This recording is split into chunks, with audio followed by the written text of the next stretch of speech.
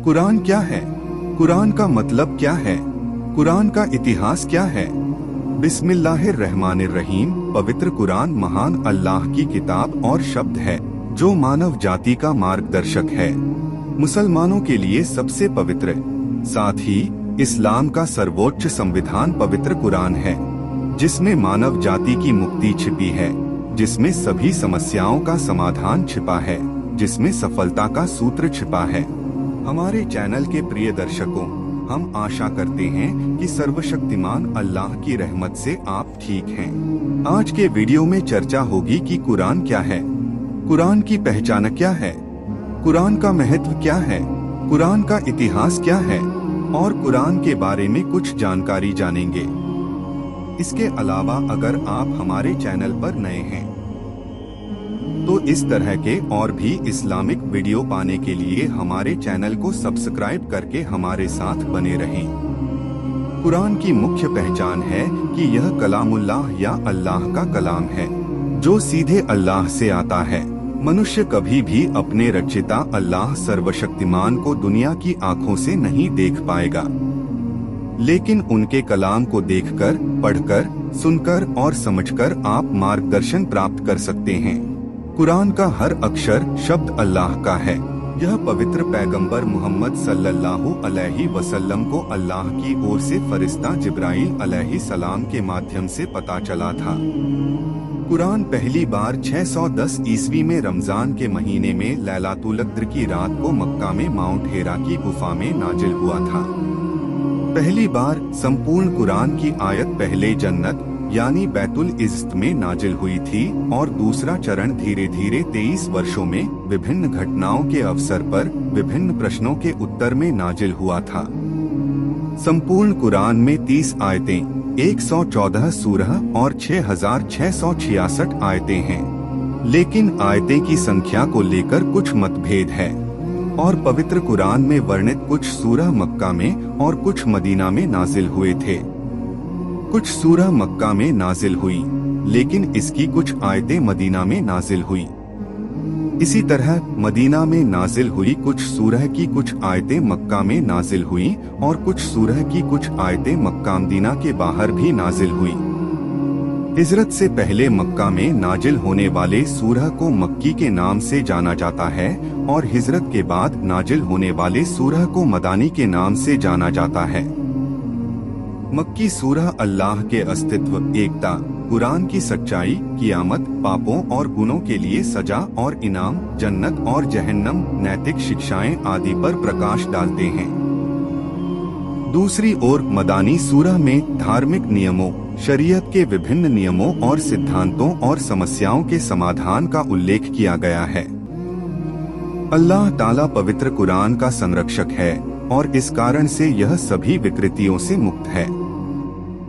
पवित्र कुरान में सर्वशक्तिमान अल्लाह ने कहा है, मैं स्वयं कुरान का संरक्षक हूँ। वास्तव में मैंने ही कुरान उतारा है और मैं ही इसका संरक्षक हूँ। सूरह अल-हिज्र आयत 9। पवित्र कुरान की भाषा अरबी है। पवित्र कुरान में महान अल्लाह ने स्वयं अरबी में पवित्र कुरान के नाजिल का कारण बताया, मैंने कुरान को अरबी भाषा में नाजिल किया कि तुम समझ सको। सूरह यूसुफ आयत 2। अरबों की भाषा अरबी थी, उनकी मातृभाषा अरबी थी और इसलिए यदि कुरान किसी अन्य भाषा में नाजिल होता तो इसे समझना मुश्किल होगा और साथ ही इसका पालन करना भी मुश्किल होगा।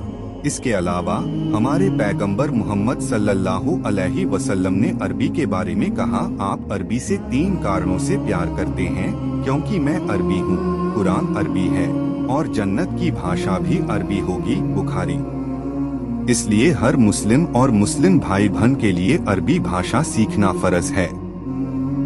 सर्वशक्तिमान अल्लाह हमें अरबी सीखने और कुरान को शुद्ध और सही तरीके से पढ़ने की तौफीक दे, आमीन। हर समस्या के समाधान के रूप में महान अल्लाह ने पहले से ही ये निर्देश दिए हैं।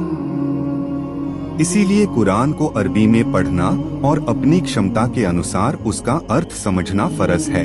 यह कहने की जरूरत नहीं है कि पवित्र कुरान कितना व्यापक है, क्योंकि विज्ञान का स्रोत पवित्र कुरान है।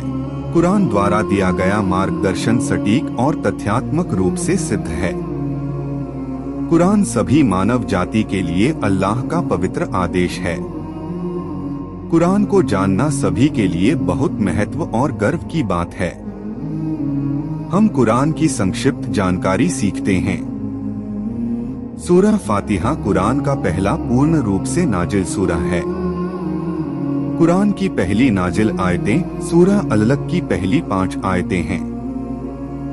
कुरान का पहला शब्द इकरा है, जिसका मतलब पढ़ना है।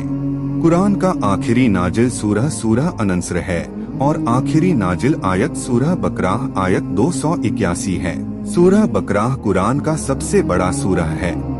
इसकी आयात संख्या 286 है। कुरान का सबसे छोटा सूरह कौसर है। इसकी आयात संख्या 3 है। पवित्र कुरान में 114 सूरह हैं। उनमें से 92 मक्की सूरह हिजरत से पहले नाजिल हुआ, 22 मदनी सूरह हिजरत के बाद नाजिल हुआ।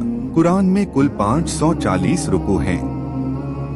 प्रचलित मत के अनुसार कुरान की आयतों की कुल संख्या 6666 है, लेकिन शोधकर्ताओं के मुताबिक कुल 6236 है।